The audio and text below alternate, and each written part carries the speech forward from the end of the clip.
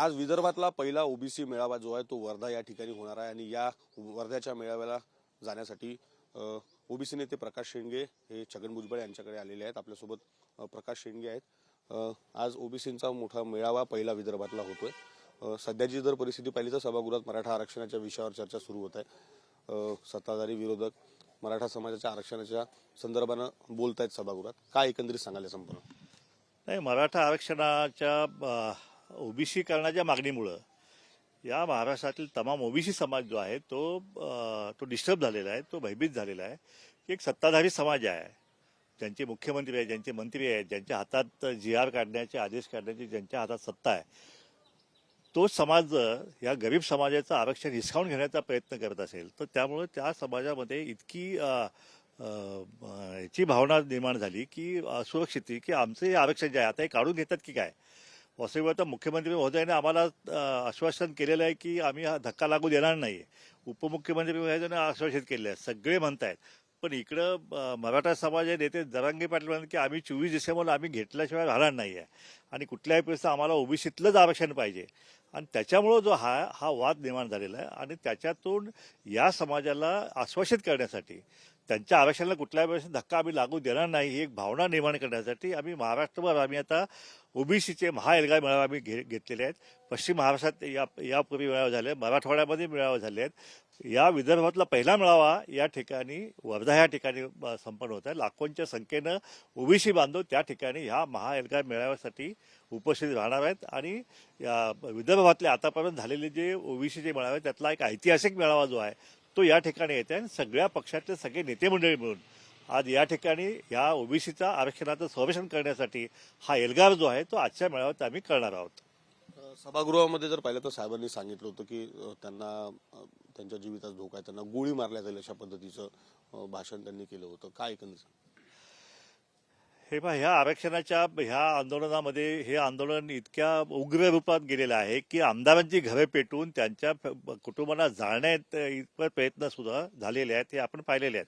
आणि त्यामुळं भुजबळ साहेबांनी जे काल सभागृहात जे वक्तव्य केले की त्यांना गोळी मारण्याचे सुद्धा संकेत मिळालेले आहेत। आणि त्यामुळं माझी मागणी आहे महाराष्ट्र शासनाकडे की आपण कायदा सुव्यवस्था जी आहे ती संरक्षण करण्याची जबाबदारी महाराष्ट्राची आहे।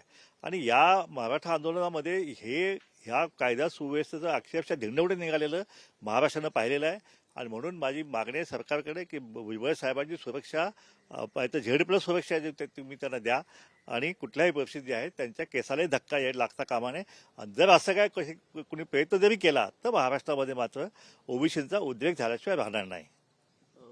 बच्चू कडूंनी काल या संपूर्ण काल जरांगेंची पत्रकार परिषद दिली, त्यात त्यांनी सांगितलं की एक चिठ्ठी जी आहे ती सरकारने मला दिलेली आहे। मंत्री सरकारचे त्या ठिकाणी आले होते आणि या सगळ्या घटनाक्रमात जर पाहिलं तर मराठा समाजातील म्हणजे ज्यांच्या कुणबी नोंदी सापडत आहेत त्यांना प्रमाणपत्र दिले जाईल आणि जे उर्वरित लोक असतील त्यांच्यासाठी मराठा आरक्षणाच्या संदर्भात कायदा केला जाईल असं बच्चू कडूंनी सांगितलं। नाही, कसं आहे की मराठा समाज हा सामाजिकदृष्ट्या मागासलेला नाही आहे हे सुप्रीम कोर्टाने सुद्धा सिद्ध केलेलं आहे। हे बच्चू कडू भाऊंना कधी माहीत नसावं।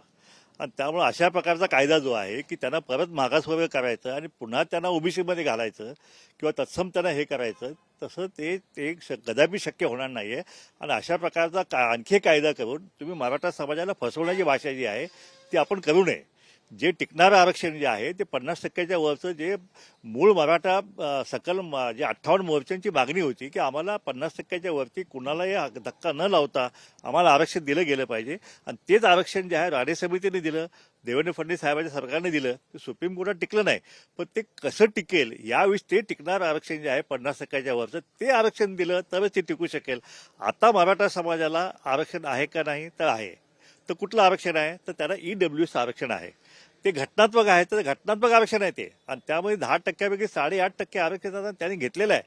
आणि असं असताना सुद्धा आम्हाला काही झालं तर आम्हाला ओबीसीतच आरक्षण पाहिजे हा जो अट्टहास जो आहे तो हा अट्टहास आता मराठा समाजाने सोडला गेला पाहिजे।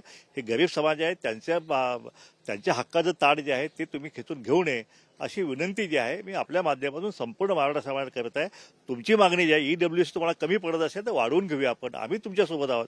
तुम्हाला वेगळा प्रभाव करायचा असेल किंवा टक्केवारी वाढवून घ्यायची असेल ते सुद्धा आपण करा। केंद्रात जायचं असेल तिथं आपण हे करू, दिल्लीमध्ये आंदोलन करा तिथे आम्ही तुमच्यासोबत यायला तयार आहे। पण आमची एकच मागणी आहे की तुम्ही ही जी गरीब समाजाचं ह्या ओबीसीचं आरक्षण जे आहे त्याच्यातच आरक्षण मागायची मागणी आपण कृपया आपण सोडून द्यावी, जेणेकरून या महाराष्ट्रातला सामाजिक सलोखा जो आहे तो कायमस्वरूपी या ठिकाणी टिकेल.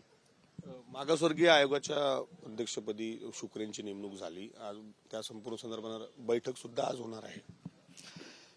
हे पहा, हा ऍक्च्युली तसं बघायला गेलं तर हा आयोगाचा घोटाळा म्हणून हरकत नाही आहे. या ठिकाणी अनेक घोटाळे ऐकले, पण आयोगाचा घोटाळा जो आहे तो पहिल्यांदाच महाराष्ट्रामध्ये झालेला आहे. कारण आयोगाच्या अध्यक्षांचे धडाधड राजीनामे, सदस्यांचे राजीनामे, म्हणजे महाराष्ट्र सरकारने त्या आयोगाला मॅन्डेट दिलं की तुम्ही मराठा समाजा मागासलेमध्ये तपासा. ते झाल्या एकेकाला शोकास नोटीस, एकेकाला बाहेर ढकलून, अक्षरशः त्या सदस्यांना बाहेर ढकलून बाहेर काढलं झालेलं आहे तिथं. आता त्या ठिकाणी आता कोण घेतले गेले? त्याचे आयोगाचे अध्यक्ष आहेत, त्यांचाही राजीनामा तो लपवून ठेवला गेला आणि शेवटी त्यांनाही बाहेर काढण्यात आलं. आणि त्यांच्या जागी आता अध्यक्ष नेमले. ते कोण नेमले? तर ते सुनील शुक्रे नावाचे माजी न्यायमूर्ती. हे कोण सुनील शुक्रे न्यायमूर्ती आहेत हे मी तुम्हाला आता दाखवतो. माझ्याकडे आता ह्या व्हॉट्सअपमध्ये एक फोटो आहे.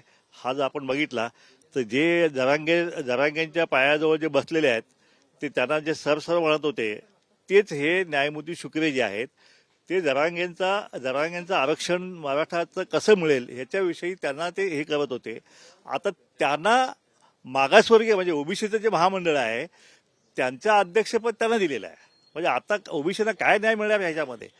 जे ओबीसीचे बाकीचे जे सदस्य होते, मग ते हाके असतील, किल्लारकर असतील, तायवाडे असतील, हे सगळे गेले सगळे. आता त्यांच्या जागी कोणा नियुक्ती केल्या? त्यांच्या जागी परत मराठा समाजाच्याच नियुक्त्या केलेल्या आहेत. त्यामुळे आता हा मागासवर्गीय आयोग जो आहे तो मागासवर्गीय आयोग न राहता तो आता पूर्णपणे हा आता मराठा आयोग हा झालाय असं म्हणायला हरकत नाही. आता ह्या आयोगाकडून कुठल्याही परिस्थितीत आम्हाला आता न्यायाची अपेक्षा जी आहे ते आम्ही करू शकत नाही.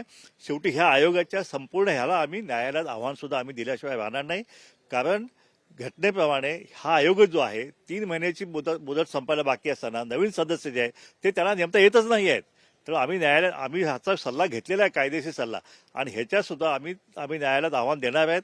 आणि अशा प्रकारे ह्या आयोगाने जर मराठा समाजाचा अहवाल दिला तर तो चॅलेंज होणार आहे आणि तो टिकणार नाहीये.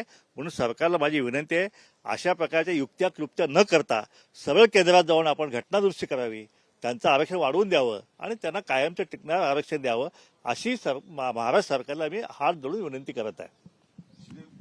मागासवर्गीय आयोगाच्या संदर्भात जे आहेत ते न्यायालयात जाऊन चॅलेंज करणार असल्याचं प्रकाश शेंडगे यांनी सांगितलं. कॅमेरामॅन खंडूसह विवेक गावंडे, TV9 मराठी, नागपूर.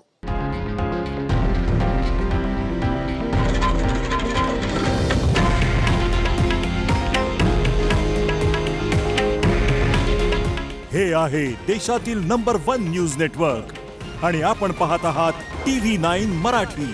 काळजी तुमची, हित महाराष्ट्राचं.